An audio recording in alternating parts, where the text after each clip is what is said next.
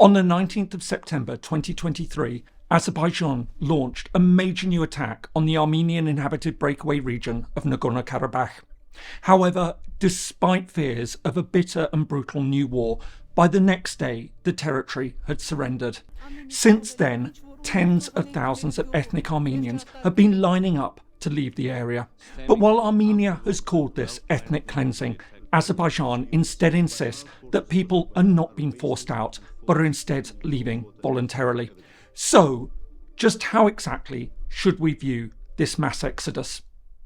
Hello and welcome. If you're new to the channel, my name is James Kerr-Lindsay, and here I take an informed look at international relations, conflict, security, and statehood.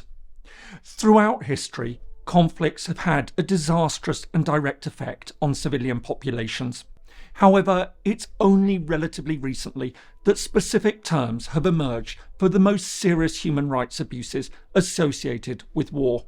A century ago, expressions such as genocide and ethnic cleansing were unknown.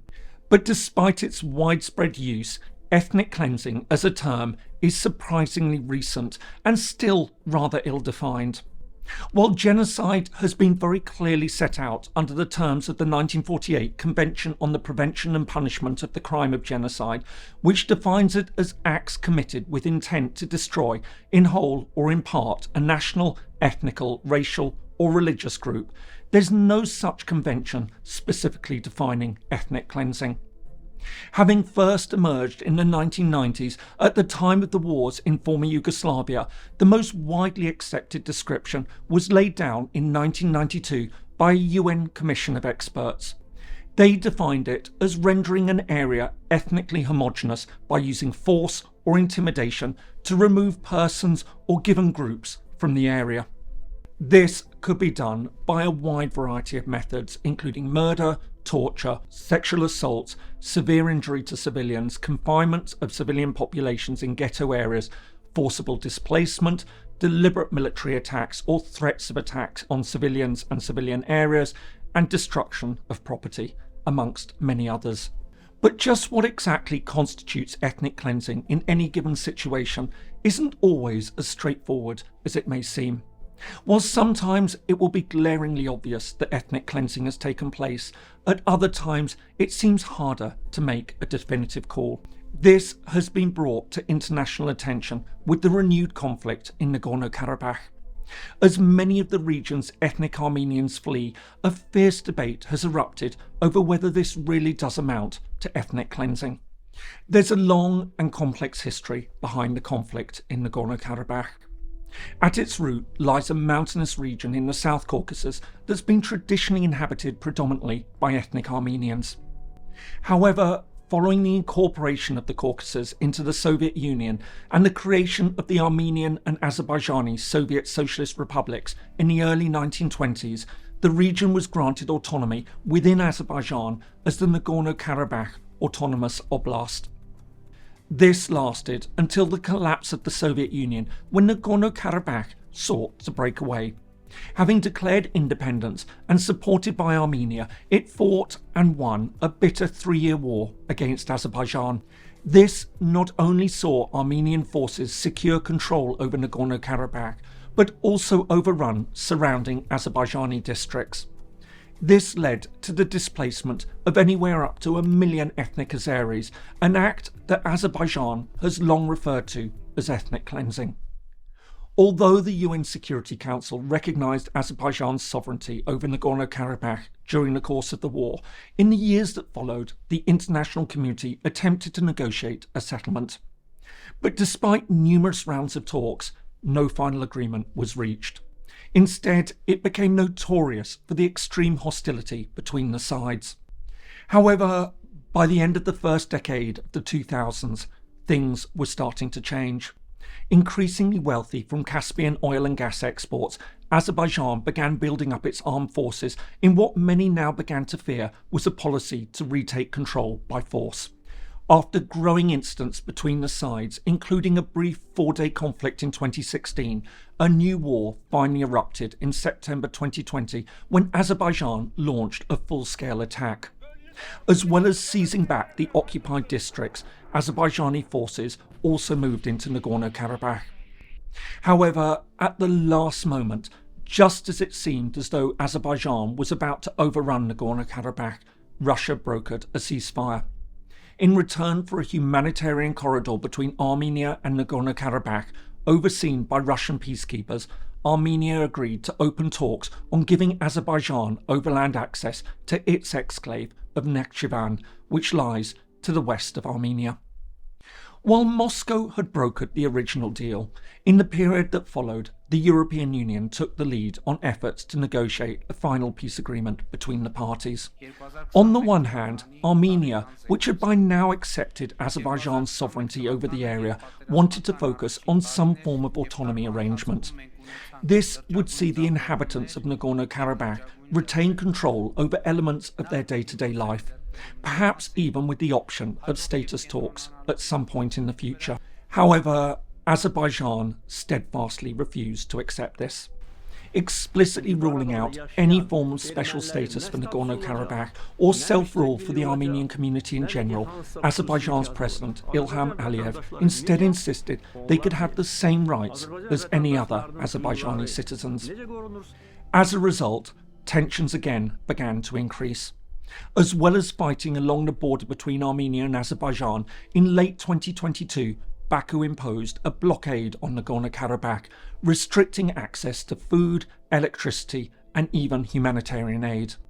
All this led to a steady deterioration of living conditions that many viewed as an attempt to starve Nagorno-Karabakh into submission.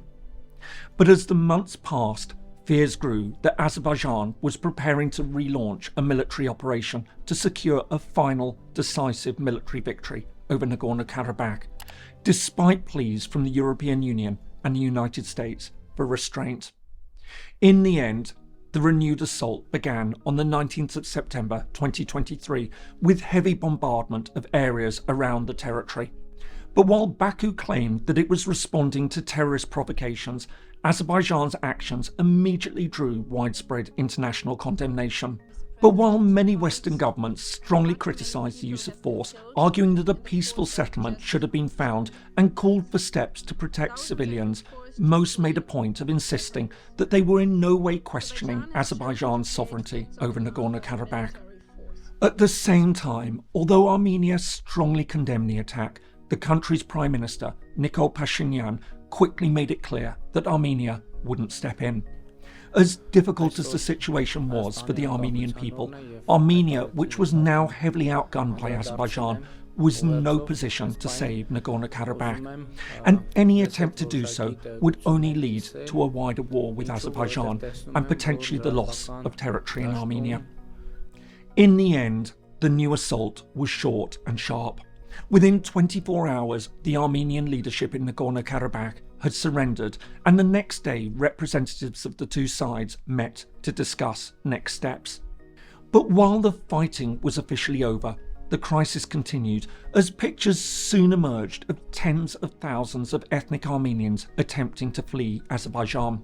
Indeed, as estimates stand, within a week, 50,000 of the territory's 120,000 inhabitants had already made it into Armenia, with many queues stretching for kilometres as others sought to flee.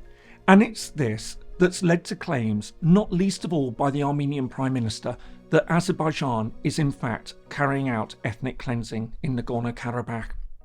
But is this in fact the case?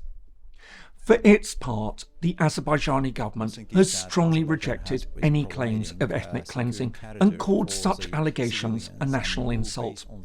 Insisting that its troops have not been forcing people to leave, Baku instead takes the line that, having been defeated by Azerbaijan, many Armenians have decided to leave of their own free will. As Baku sees it, it's a purely voluntary departure, and indeed there will inevitably be those Armenians who would prefer to leave rather than live under Azerbaijani rule. In the meantime, the Azerbaijani government also insists that Armenians are not in danger. Aside from the fact that reports suggest that the ceasefire has largely been holding, Azerbaijan has insisted that it's trying to reassure Armenians that they aren't in fact in danger.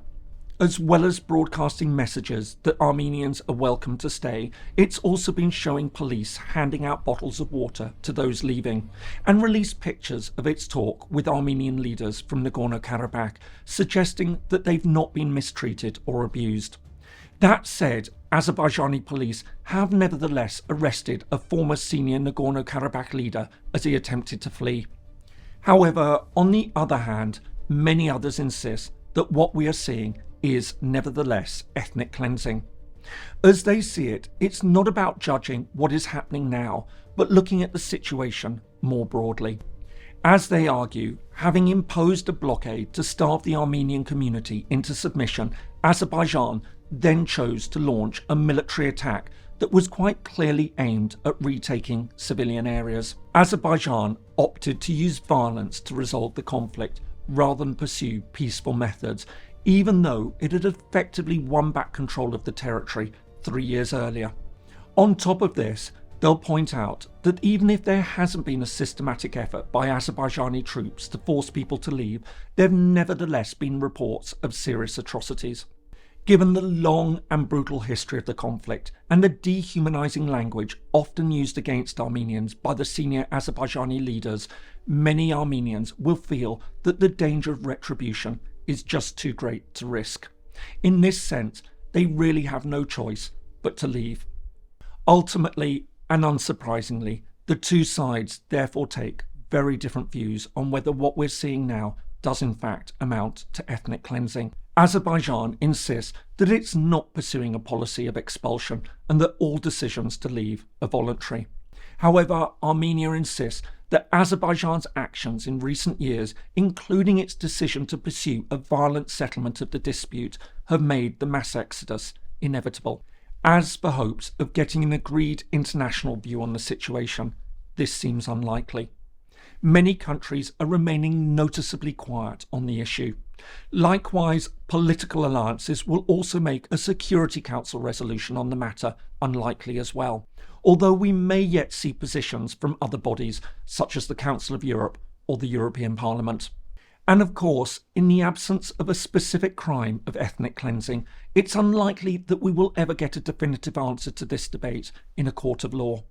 Instead, the closest we're likely to get will be prosecutions for specific crimes against humanity and maybe even genocide, although many are sceptical about the chances of this ever happening.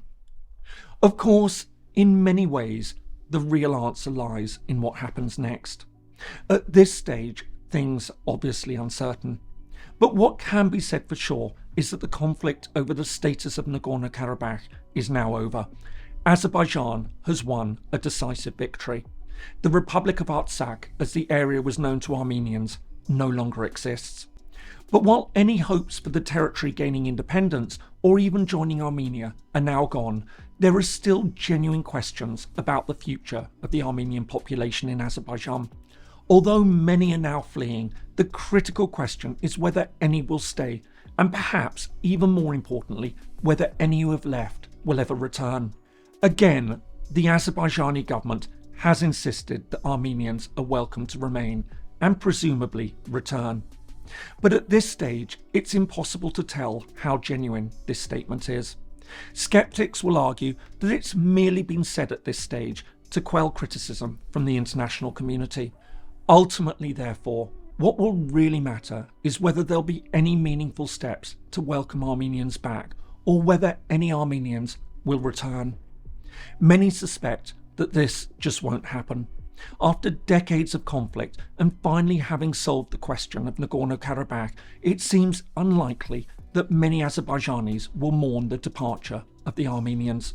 More to the point, given that Baku refuses to outline steps for meaningful self-rule, it seems that few Armenians will want to return anyway.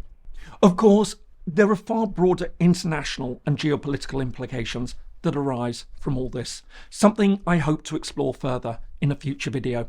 So please do consider subscribing if you haven't already. Until then, here are some more videos that you might find interesting.